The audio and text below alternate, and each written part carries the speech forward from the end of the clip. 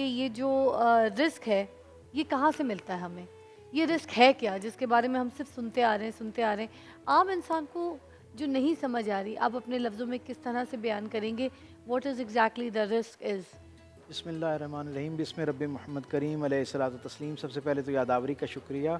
اور آپ کا جو پلیٹ فارم ہے اس سے رمضان المبارک کی متبرک ساعتوں میں جہاں بہت سارے لوگوں کے لیے ایک انٹرٹینمنٹ کا ذریعہ ہے، وہیں پر لرننگ کا ایک پروسیس جو ہے وہ بھی اس کے ساتھ چل رہا ہے۔ اللہ تعالیٰ آپ کی توفیقات میں آران برکتیں جزاک عطا اللہ، آپ کی فرمائے۔ اور دعائیں مجھے قبول سچی فرمائے بات اللہ۔ ہے یہاں بچوں کو اذان دیتے ہوئے اور ان کو سن کر بہت خوشی ہوئی، اور جب یہ یہاں اذان دے رہے تھے تو میرے دل میں ایک جذبہ جو ہے وہ جذبات کی شکل اختیار کرتے ہوئے بار بار میرے دل سے دماغ کو جاتے رستوں کو معطر کر رہا تھا کہ میں کر رہا ہوں تیری چشم نم سے اندازہ، میں کر رہا ہوں تیری چشم نم سے اندازہ اندازہ، کہ آنے والے زمانے بہت حسین ہوں گے۔ واہ، انشاءاللہ العزیز یہ بچے جس تاثیر کے ساتھ، جس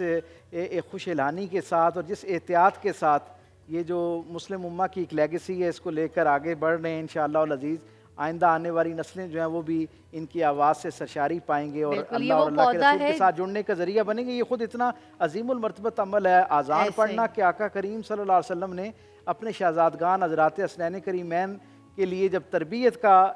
منظرنامہ ایک ہمیں نظر آتا ہے حضور کی زندگی میں، تو حضور نے حضرت علی کرم اللہ وجہ الکریم کو جو 8 باتیں تربیت کے طور پر ان کی مشق کا حصہ بنانے کے لیے کہیں، جن میں خوش خطی شامل تھی، گھڑ سواری شامل تھی اور بہت ساری چیزیں تھیں، وہاں پر ایک بات جو بہت اہتمام سے رسول اللہ صلی اللہ علیہ وسلم نے فرمائی حضرت علی کرم اللہ وجہ الکریم کو کہ اپنے بچوں کو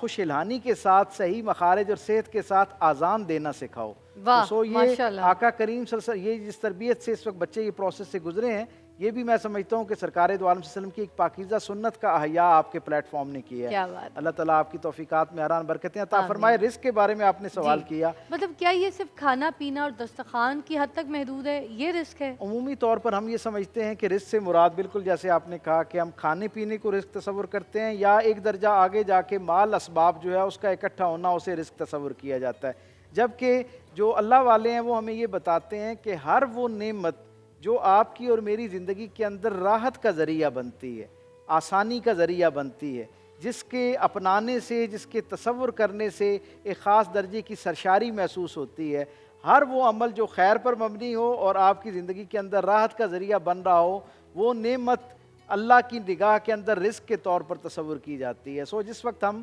رزق کے لیے دعا مانگتے ہیں تو ہمارا تصور، کیونکہ خاص طور پہ سب کانٹیننٹ کے رہنے والے جو احباب ہیں ان کا تصور رزق سے مراد کھانا پینا اور مال اسباب ہی ہے، لیکن جب آپ قرآنک پرسپیکٹو میں اس کو دیکھتے ہیں اور سرکار دو عالم صلی اللہ علیہ وسلم کی سیرت کے اندر جب آپ اس کو جا کے تلاش کرنا شروع کرتے ہیں تو آپ کو اندازہ ہوتا ہے کہ رزق جو ہے وہ اللہ کی طرف سے انسانوں تک پہنچنے والے سارے خیر کا نام ہے، یعنی جتنی پازیٹیوٹی، جتنا خیر پروردگار عالم سے مخلوق کو منتقل ہوتا ہے وہ سارے کا سارا کسی نہ کسی انداز میں رزق کے ذیل میں ہی آتا ہے۔ ٹھیک ہے، اسی لیے، اور یہاں ایک بڑی دلچسپ بات ہے، ہمارے یہاں عمومی طور پر رزق کے تناظر میں ایک تصور یہ پایا جاتا ہے، اور یہ اس سے پہلے بھی انسانوں کو ایک بہت تواتر کے ساتھ انسانوں کے مزاج کا حصہ رہا، سرکار ختمی مرتبہ صلی اللہ علیہ وسلم جنہیں ہم رسول انقلاب بھی کہتے ہیں، جنہوں نے انسانی زندگی کے اندر کئی جہتوں سے جو ہے وہ اس کے تبدیلی اور ایک خوشگوار انقلاب سے ہمکنار کیا، آپ یہ تصور کیجئے کہ اس سے پہلے جتنے لوگ تھے نا، جب کوئی دیندار آدمی اس کا تصور کیا جاتا تو یہ تصور کیا جاتا کہ یہ دنیا کی نعمتوں، رزق، مال اسباب سے اپنے آپ کو جتنا زیادہ کنارہ کش کرے گا اتنا شاید وہ اللہ کے زیادہ قریب ہے۔ رسول اللہ صلی اللہ علیہ وسلم نے انسانی تاریخ میں پہلی مرتبہ یہ تصور قائم کیا کہ رزق جو ہے اس کا طلب کرنا، اس کے لیے حلال ذرائع سے محنت کرنا، یہ بھی اللہ کے ہاں پسندیدہ عمل ہے اور یہ بھی اللہ کے قرب کا ذریعہ بنتا کیا ہے۔ بات ہے۔ ایک رزق کی جو کہتے ہیں نا رزق آپ کو موت کی طرح ڈھونڈ رہا ہے، تو یہ کیا سچ ہے؟ رزق ہم کو موت کی طرح ڈھونڈ رہا ہوتا ہے؟ ہمیں رزق کے پیچھے نہیں بھاگنا چاہیے؟ بسم رب محمد کریم علیہ الصلوۃ والتسلیم۔ سب سے پہلے تو ہمیں یہ سمجھنا چاہیے کہ رزق ان چند چیزوں میں سے ہے جن کا اہتمام پروردگار عالم نے انسان کے دنیا میں آنے سے پہلے ہی اس کے بارے میں متعین کر رکھا ہے، اور جسے ہم عمومی طور پر ہم کہتے ہیں نا کہ فلاں چیز تقدیر میں تھی، تو تقدیر سے مراد عربی کا لفظ قدر جو ہے اس سے تقدیر نکلا ہے، اور اس سے مراد پروردگار عالم کا کسی انسان کی زندگی کے معاملے میں جو ایک اندازہ یا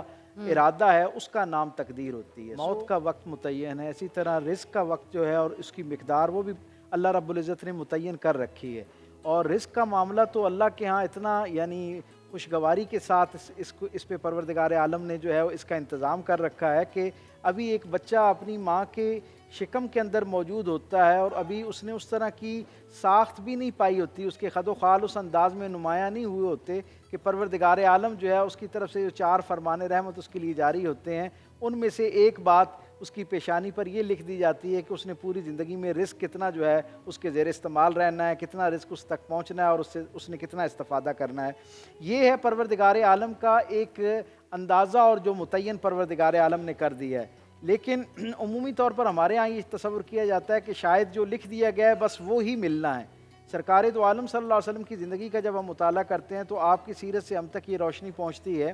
کہ کچھ اعمال ایسے ہیں جن سے آپ کے رزق میں برکت ہو جاتی ہے،